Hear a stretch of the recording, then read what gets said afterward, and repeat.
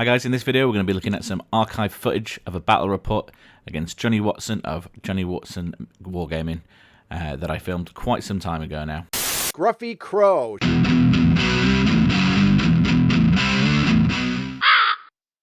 Okay, so we had 2,000 points on each side. Both of us were trying out some new units. So let's take a look at the armies. Again, we've got Orcs and Goblins versus Dwarves. The Orcs are rocking a living Oathmark, some Trolls, Line Breakers, 3 units of Spearmen, some Archers and some Wolf Riders represented by these Dodos.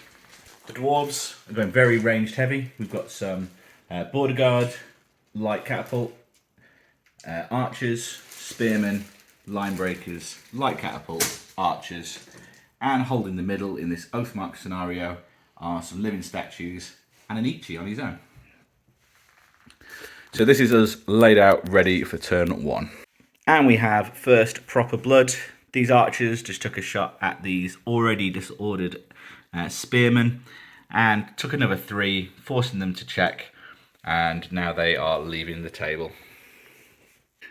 So at the end of turn 1, the Dwarves have stayed more or less where they started, just moving up so the archers had range. We wiped out a unit of goblins who have all ran forward as quickly as they could to get to the Oathmarks. The Ichi out front, protecting my Oathmark, has been wounded and disordered by this pesky unit of goblin archers.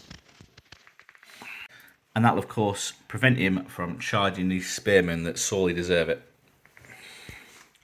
So end of turn 2, the Dwarves are still more or less where we left them, but they have caused more casualties from shooting, including these freshly painted Trolls, and just done a few more wounds to the Spearmen. However, my shots bounced off this unit of heavily armoured Wolf Riders. The Indrik has recovered from his disorder and even healed a wound, so he's feeling a little bit ready for a fight now. Okay, turn 3 sees the Dwarf army has moved forward a few steps now. These guys moved a mighty 4 inches. The Dwarven shooting has continued to take its toll, as has my monsters. So the living statues, we've lost one, but they put a dent in some of these line breakers. The Ichi is clearly the man of the match.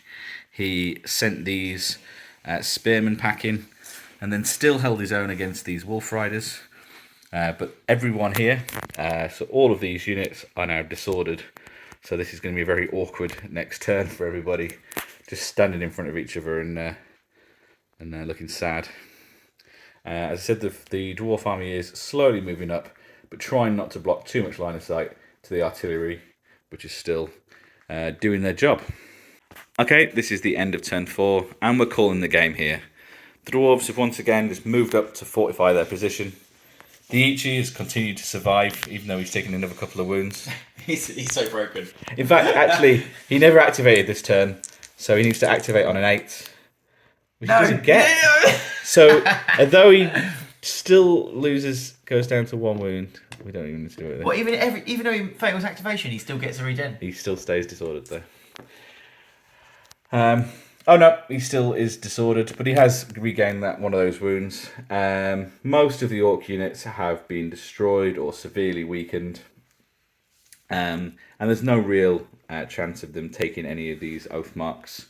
The Archers and Artillery are all still firmly in place, taking their toll on the enemy. So this is another win for the Dwarves. Briarglen is once again safe, and the Dwarves have had enough. So in the next game, they will be assaulting the Orc lands. Hope you enjoyed this, and subscribe if you want to see the rest of this campaign.